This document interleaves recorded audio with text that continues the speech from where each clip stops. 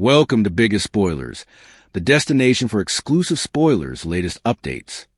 General Hospital spoilers allude that Drew Kane could face an alternate firing stunner. Did Stella Henry just prognosticate another crime? In the November 26th occasion, Stella could repel tearing into Drew right there in the Port Charles grill. That led to Stella lashing out over Drew being a snake who destroys everything he touches. Although Stella didn't believe Willow Tate had it in her to pull the detector, she suggested Willow was in her current mess because half the city was outraged with Drew. You know, a smarter man would have changed his ways after commodity like that, but you're just as despicable as ever. And I wouldn't be surprised if someone differently took a shot at your burrow, Stella said before making it clear that he'd earn it. Of course, a statement like that frequently spells trouble on soaps. However, also perhaps GH suckers shouldn't be surprised either if it actually plays out. It's intriguing that Stella suggested someone else might take a shot at Drew. If Stella wouldn't be surprised if that happened. However, also the alternate shooter may be someone completely different than the first person who came after him. If that's the case, GH pens could complicate the riddle in a big way if another shooter gets added to the blend. Drew could land in the sanitarium each over again and face another fight to survive depending on how bad his injuries are. Whatever the case, Drew is acting way too trim about getting everything he wants. It feels like the show's setting Drew up for a major downfall, so he could get another pellet or two pumped in him at some point. Indeed, if Stella's indication does end effect in another firing, it was clearly delightful watching her put Drew on full blast. Stella spoke for the followership in numerous ways since most of us are fed up with Drew's awful jest. General Hospital spoilers say Drew indeed deserves whatever shocking news is ahead of him, so stick with us for updates on whether Stella's comment will come a reality in the coming weeks. General Hospital recap for Wednesday, November 26th, reveals that Liesl Albrecht made a sneaky move while Jason Morgan defended Sonny Corinthos and Ava Jerome betrayed Nina Reeves. At the gallery, Trina Robinson talked to Ava about pushing Curtis Ashford down from Jordan Ashford since she felt her pater would hear to her. Ava advised against duns before Portia Robinson showed up with a regale invite for Trina. Since Trina formerly planned to meet up with Curtis and Stella Henry, she hoped perhaps Portia would come on. Portia turned down that assignation and explained that she'd be working on Thanksgiving. So Trina was upset over the family drama and stressed losing one of her parents. After Portia comforted Trina, she spoke with Ava in private. Once Ava flashed back to an earlier discussion with Nina, she broke Nina's confidence. Ava admitted to Portia that in an attempt to take the heat off Willow Tate, Nina had refocused the cutlet at another suspect. Although Ava didn't have evidence on who the suspect was, she guessed it was Portia. As Portia flipped out over the possibility of Worf in captivity and having to give birth there, Ava worked to calm her down. Ava didn't know if Nina had said anything to the Bobbies, and assumed that if Michael Corinthos' justification fell piecemeal, he'd land at the top of the suspect list. Indeed so, Ava wanted Portia to be prepared just in case. Portia realized that if she had to regard for her whereabouts the night of Drew Kane's firing, that could land her in a different kind of trouble. At the Quartermaine manse, Brooke Lynn Quartermaine had some reservations about Harrison Chase's plan to pull off a traditional lemon Thanksgiving mess for the Quartermaine clan. When Michael walked by, that led to him facing off with Chase over Willow. Michael also shocked Chase and Brooke Lynn with the news that Willow was engaged to Drew again. After Michael suggested about it being a strategy to look further innocent in court, Brooke Lynn intimately suggested to Chase that Michael might be right. Chase was upset over Brooke Lynn allowing that way and questioned her since he allowed. She'd been considering Michael's implicit guilt.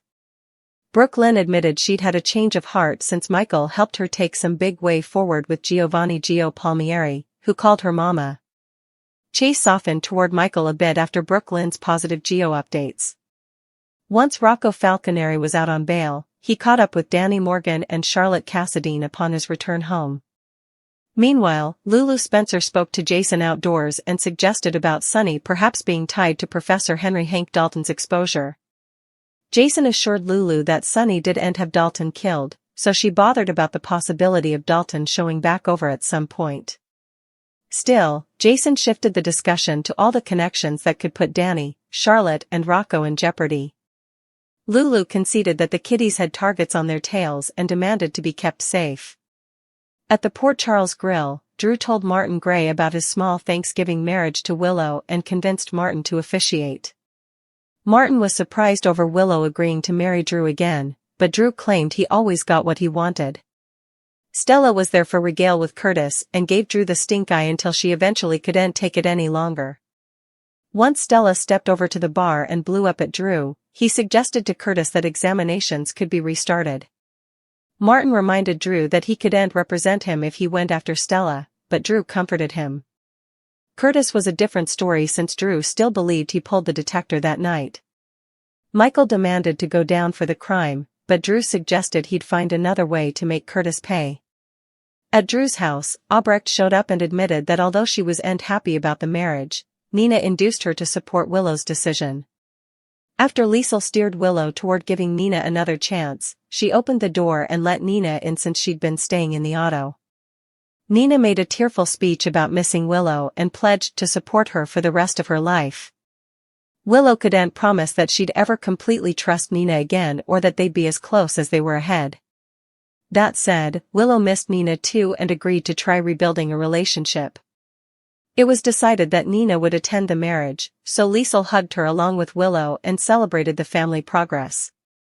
At the PCPD, Dante Falconeri sought Nathan West's help with Drew's case since they demanded to anticipate Alexis Davis's strategy, which would probably involve claiming the bobbies. Muff the disquisition. After Nathan and Dante talked through the suspect list, Dante realized they demanded to take a near look at Curtis and his justification. In the sprawling, ever-turbulent narrative of Port Charles, moments of profound transformation are often precipitated by a volatile cocktail of venomous threats, fragile encouragement, and the stark realization of one's own vulnerabilities. The events of a late November day, centered around the controversial figure of Drew Cain, served as precisely such a catalyst. This was not merely another day of simmering tensions and whispered conspiracies, it was a collective baptism by fire, or more accurately, by fury and fear. For some, this baptism promised a cleansing renewal of broken bonds, for others, it heralded a descent into a self-created inferno of comeuppance. The citizens of this town stood at a precipice, their futures hinging on angry predictions, clandestine betrayals, and the desperate, flickering hope of reconciliation. The prophet of wrath, Stella Henry's scorching indictment. The epicenter of this brewing storm was the Port Charles Grill, an establishment accustomed to hosting everything from clandestine mob meetings to tearful romantic reunions. On this occasion, however, it became a courtroom of public opinion, with Stella Henry presiding as both judge and jury. Her target was Drew Cain, a man whose smug assurance and perceived moral bankruptcy had finally exhausted the patience of one of Port Charles's most formidable matriarchs. Stella's confrontation was not a spontaneous outburst but a calculated, long-simmering eruption. She watched, her disdain palpable, as Drew meticulously planned his small Thanksgiving wedding to Willow Tate with his lawyer, Martin Gray.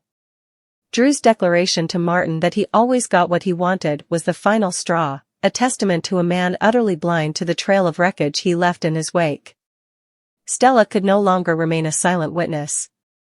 She approached, and with the precision of a surgeon, she lanced the boil of her contempt. Her words were not merely an accusation, they were a damning character analysis.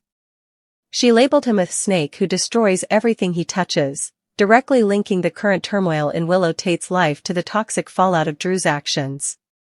In Stella's eyes, the entire town's outrage toward Drew had created a vortex of chaos that ensnared the innocent. Her most chilling pronouncement, however, was a prophecy wrapped in a threat. Acknowledging that Willow likely wasn't the one who shot him, Stella declared, "You know, a smarter man would have changed his ways after something like that, but you were just as despicable as ever. And I wouldn't be surprised if someone else took a shot at your ass." This statement transcends simple anger. In the heightened reality of a soap opera, such a line is heavy with foreshadowing. It functions as a narrative flare, signaling imminent danger for the character. By specifying someone else, Stella subtly rewrites the entire mystery of the first shooting, opening the door for a second, entirely different assailant. This complicates the ongoing investigation in a monumental way, suggesting that Drew's list of enemies is so extensive that the pool of potential shooters is far from drained. For the audience, Stella became a vessel for their collective frustration. She was speaking not just for herself, but for every viewer weary of Drew's unshakable arrogance. Her threat was a promise of poetic justice, a karmic correction that the narrative seems to be straining toward. Drew, in his unassailable smugness, is acting as if he is untouchable, a hubristic stance that in dramatic terms almost always precedes a devastating fall. Whether Stella's words manifest as a literal second shooting or a different form of catastrophe, they serve as his baptism into a new reality, one where his actions have tangible, violent consequences. Drew Cain, the architect of his own downfall.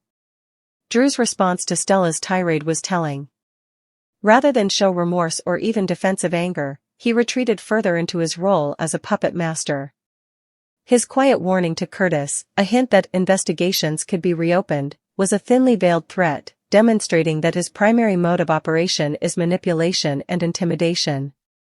He remains convinced of Curtis's guilt, not based on compelling evidence, but because it fits his narrative of being a persecuted victim. His subsequent vow to find another way to make Curtis pay reveals a man consumed not by a desire for legal justice, but for personal vengeance. This interaction perfectly encapsulates why Drew is currently the axis upon which so much of Port Charles's conflict turns. He has weaponized his victimhood. The initial shooting, rather than serving as a wake-up call, has become a shield he uses to justify his worst impulses. He is leveraging the justice system, his relationships, and public sympathy in a single-minded crusade to destroy Michael Corinthos, and anyone who stands in his way is deemed collateral damage. His engagement to Willow, which he presents as a romantic triumph, is heavily implied by Michael to be a strategic move to bolster their innocence in court. This cynicism taints what should be a pure moment, turning a promise of love into a calculated legal maneuver. Drew's baptism is one of impending fire. He stands proudly atop a pyre of his own construction, built from broken trusts, legal manipulations, and public enmity. Stella's threat is the match waiting to be struck. A second shooting would not be a random act of violence but the direct and logical conclusion of the path he is on. It would force him to confront the fact that his behavior has consequences that even his wealth and influence cannot contain. His survival would no longer be a given, and his fight to survive would become a metaphor for his need to salvage his very soul. Ava Jerome, the whispered betrayal and a different kind of threat. While Stella's threats were public and explosive, another, more insidious form of danger was taking shape across town at the gallery, orchestrated by the masterfully duplicitous Ava Jerome. Her conversation with Portia Robinson was a masterclass in passive-aggressive sabotage, disguised as a friendly warning. Flashbacks to a discussion with Nina Reeves revealed that Nina, in a panicked attempt to redirect suspicion from Willow, had vaguely pointed investigators toward another suspect. Ava, breaking Nina's confidence with the smooth elegance of a surgeon wielding a scalpel, shared this information with Portia. She carefully presented it as a hypothesis, guessing that Portia was Nina's unnamed suspect, all while feigning concern. "I wanted you to be prepared just in case," Ava cooed, her words laced with a venom far more subtle than Stella's. The effect was instantaneous and devastating. Portia spiraled into a panic, envisioning the horror of giving birth in a prison cell. This betrayal is multi-layered. First, it severs the fragile trust between Ava and Nina, a relationship always balanced on a knife's edge. Ava's motive is clear: by throwing Portia into a state of fear, she creates a powerful ally and a distraction. A terrified Portia is a wild card, one who could turn on Nina or create alibi problems that further muddy the investigative waters. Second, Ava's friendly advice is itself a threat, not of physical violence, but of social and legal ruin. She has effectively placed a target on Portia's back, all while maintaining plausible deniability. For Portia, this moment is a baptism into a world of peril she never asked to enter. Her primary concern should be her pregnancy and mending her fractured family. Instead, she is now confronted with the terrifying prospect of a murder investigation. Her realization that accounting for her whereabouts on the night of the shooting could land her in a different kind of trouble hints at secrets of her own, further expanding the web of mystery. Ava's whispered words have initiated Portia into a game of high-stakes survival, where the threat is not a bullet, but a carefully placed word in the wrong ear.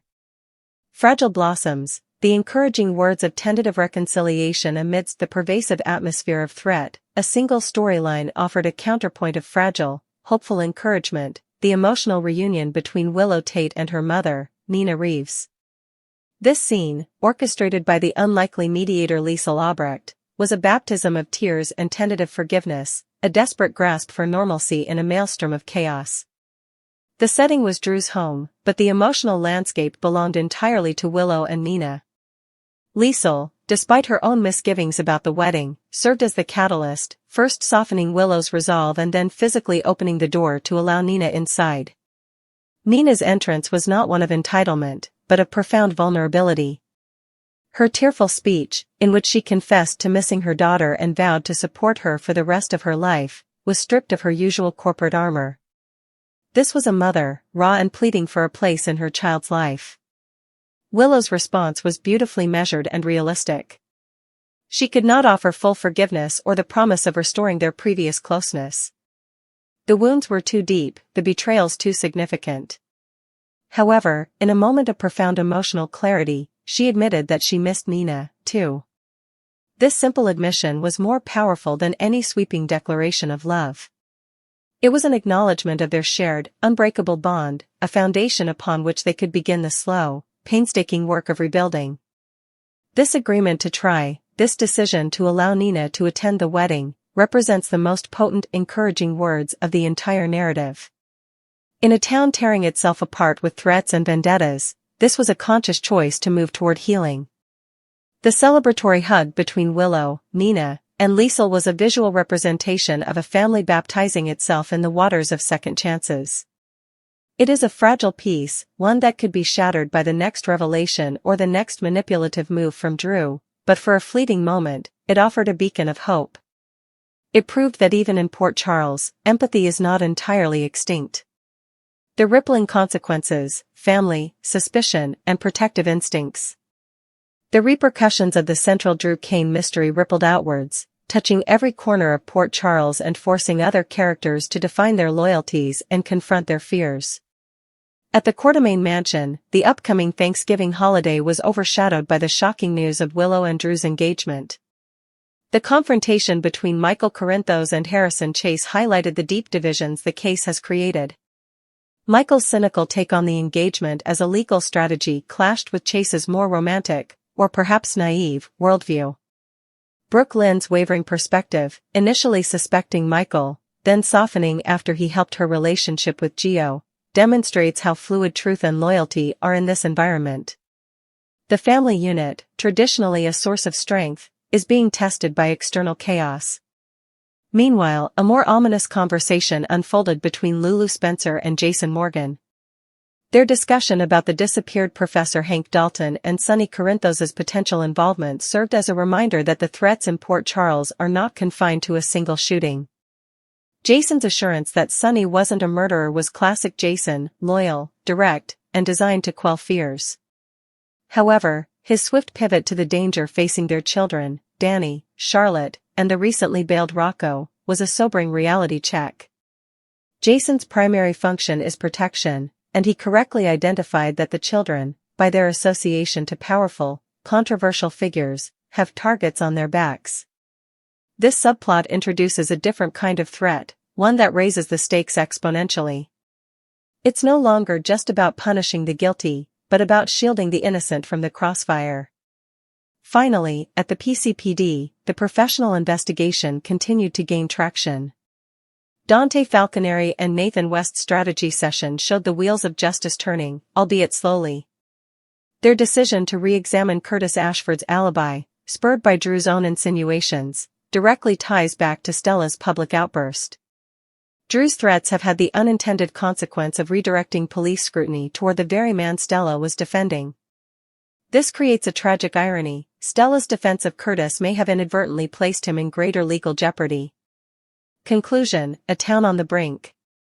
The events of November 26 in Port Charles were a powerful demonstration of how a single act of violence can send shockwaves through an entire community, baptizing its residents in a new reality of fear, suspicion, and fleeting hope. The narrative is masterfully constructing a tapestry where angry threats and encouraging words exist in a delicate, tense balance.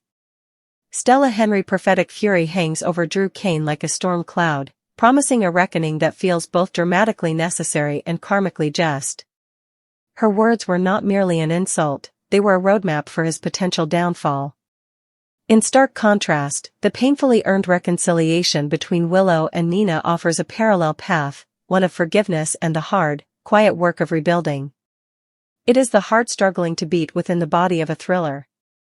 Between these two poles, the other residents navigate their own moral quagmires. Ava Jerome wields betrayal as a weapon, Portia Robinson trembles on the edge of ruin, and Jason Morgan prepares for a war to protect his family. The police are circling, families are fracturing, and alliances are shifting by the hour. Drew Kane, in his supreme arrogance, believes he is in control. He believes he always gets what he wants. But Port Charles is a living entity, and it has a way of correcting those who believe themselves to be its masters. Whether the next shot is literal or metaphorical, his baptism is coming. And as the town holds its breath, the only certainty is that the aftermath will once again reshape the lives of everyone it touches, for better or for worse.